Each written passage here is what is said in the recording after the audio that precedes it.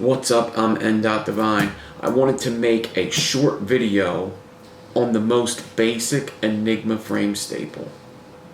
I wanted to make this video on the main specs and the main things you need to know to be successful in making an enigma coil. I have a longer tutorial on the enigma, but it's a big 12 ply and it's also an interlock. You can check that out on my playlists. This enigma coil I make in this video is an 8 ply with 28 gauge frames. I use 0.3 ribbon and I only have one fuse wire. My prep is 8 times 0.3 ribbon, 28 gauge frames, 38 gauge alien that I decored off of 29 gauge.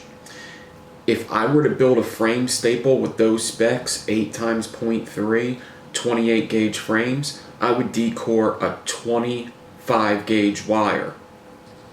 I think that says a lot about the enigma coil, because an enigma coil is a decor that is too small to make the regular Frallian pattern or the regular alien pattern. So instead it makes a 4-sided pattern. I'm going to be using to make this basic enigma coil is 0.3 ribbon. It does not have to be Kanthal, but we're going to use Kanthal. 28 gauge for the frames. 38 gauge for the actual alien. And 29 gauge is going to be used for the decors. The only tools that are special that I'm going to be using for this that you don't use in most builds are these little clothespins,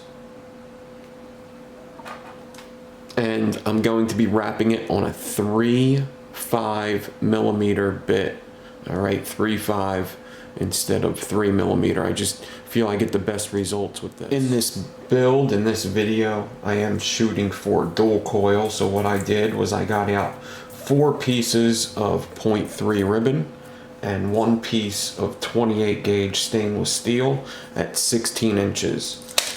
The 4 pieces of ribbon are going to make 8 pieces of ribbon after I fold them in half, and this 1 piece of 28 is going to make the outside frames when I fold that in half. I'm going to make this off camera, come back and show you, and I'm also going to make my decor as well.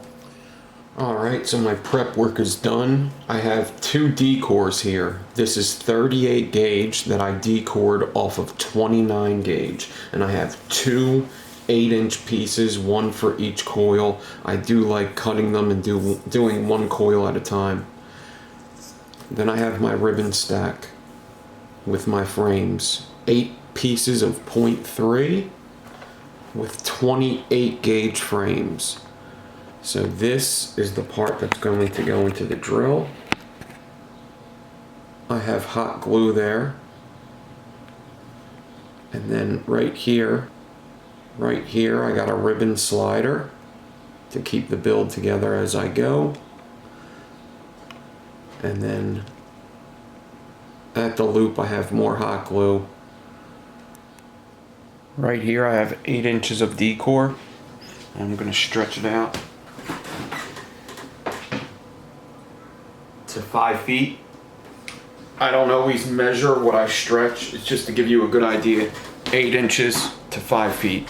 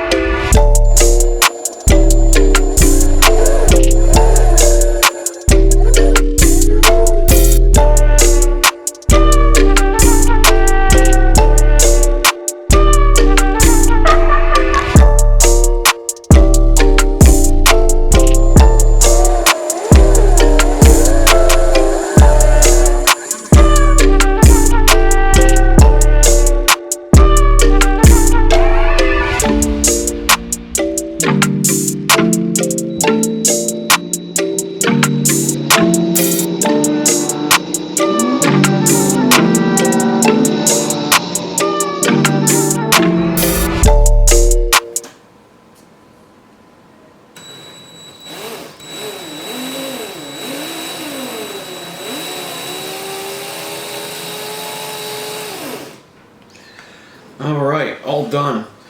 Now the goal is to not have a lot of tension on this wire. There is a slight angle, almost like a regular alien. You do want this fuse to be pretty tight, and you just want to get that stretch perfect. So I stretched it to 6 feet. It was an 8-inch D-core. I stretched it to 6, aside from 5. 5 was too small, and it actually binded up my staple. And that's what'll happen. If it binds up your staple, it means you didn't stretch it enough. Alright, if it's not quite making that point, it means you stretched it too much. Alright, so now, as if the coil wasn't hard enough to make the wrappings even more trickier. These are 4-sided wires, and you're going to kind of wrap this, balancing it on one of the bottom spikes. Alright, so this is usually how I do it, is I just balance it on that spike and just let it fall over the bit. I don't like to put much tension in these. I'm just going to let it fall where it wants to fall. And I get that first bend in it with the spike sticking up. Wrap it tight to that first wrap. Almost borderline overlap the wraps so they come out tight. And just take your time.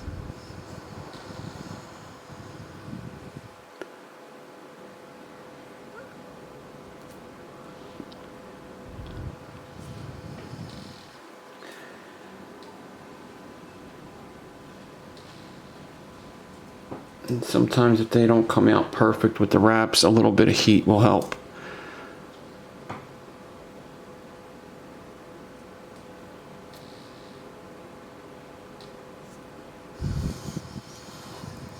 This one actually wrapped up okay, aside from it wanting to spread apart, but you'll see.